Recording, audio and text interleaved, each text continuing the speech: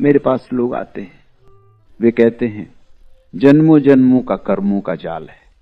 आप कहते हैं एक क्षण में घट जाती है घटना, ये कैसे घटेगा? पाप पुण्य जो किए हैं उनका क्या होगा? वे सब तुमने स्वप्न में किए हैं, वे तुमने सब बेहोशी में किए हैं, उसकी कोई जिम्मेवारी तुम पर नहीं है। एक आदमी शराब पीकर किसी को मार दे, अदालत भी क्षमा कर देती है। एक आदमी पागल हो, पत्थर फेंक कर किसी की खिनकी तो दे, अदालत भी माफ कर देती है। छोटा बच्चा चोरी कर ले, अदालत क्षमा कर देती है। बेहोश का भी कोई दायित्व है, और परमात्मा बेहोश को क्षमा न करे तो अन्याय हो जाए।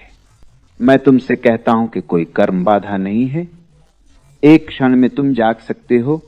तुम यह मत कहो कि मैं रात भर सोया रहा, तो एक क्षण में तुम मुझे उठाओगे कैसे? रात भर सोया रहा तो उठाने में इतना ही तो वक्त लगेगा जितना मैं सोया रहा। नींद गहरी हो गई, लेकिन हम जानते हैं कि एक झटके में उठाए जा सकते हो, नींद बाधा नहीं बनेगी।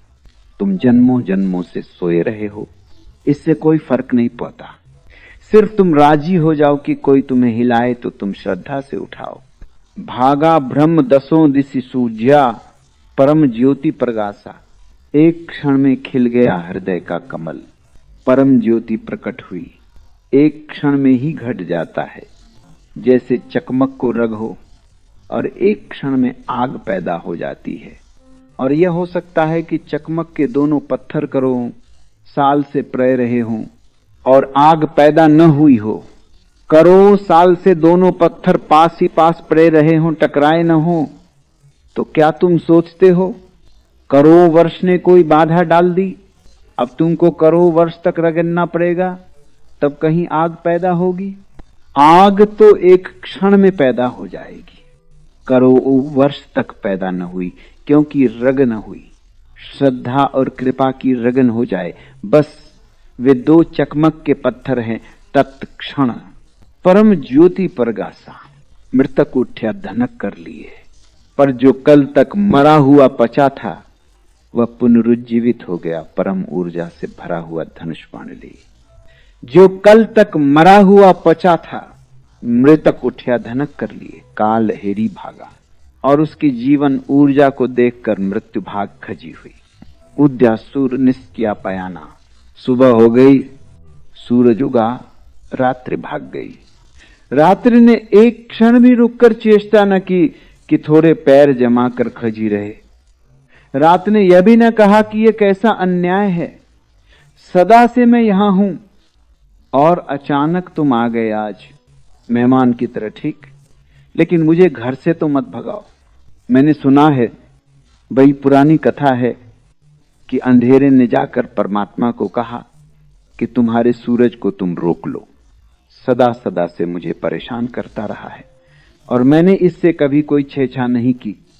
ऐसा कुछ मेरे ऊपर नहीं कि मैंने इसे कभी सताया है या परेशान किया है या कोई दुख दिया है, लेकिन मैं सो भी नहीं पाती, विश्राम भी नहीं कर पाती, और यह सुबह आकर परेशान कर देता है और फिर मुझे भगाता रहता है दिन भर।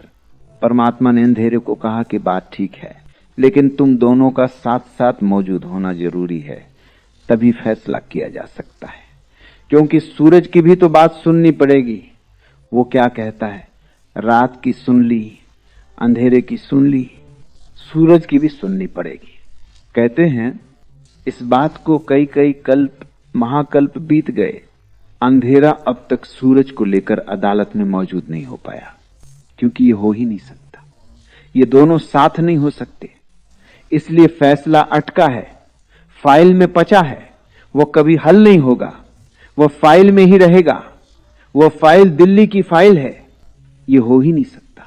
कैसे सूरज को अंधेरा लेकर मौजूद होगा? और स्वभावतः जब तक दोनों दल मौजूद न हो, दोनों पक्ष मौजूद न हो, परमात्मा भी कैसे निर्णय करे? सूरज से भी तो पूछना जरूरी है। ऐसी मैंने सुनी है अफवाह कि उसने सूरज से कभी एकांत में पूछा कि अदालत में मुकदमा है, कभी न कभी मौजूद होना ही पड़ेगा। लेकिन तुमसे मैं निजी एकांत में पूछता हूं कि क्यों अंधेरे के पीछे पड़े हो, क्यों परेशान करते हो? सूरज ने कहा, कौन अंधेरा?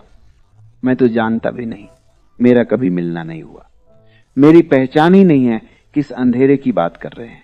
मैंने कभी अंधेरे को देखा नहीं, सब जगह घूम आया हूं, अंधेरे से मेरी कोई मुलाकात न हुई। अगर आपकी मुलाकात कभी हो जाए तो मुझे मिला देना।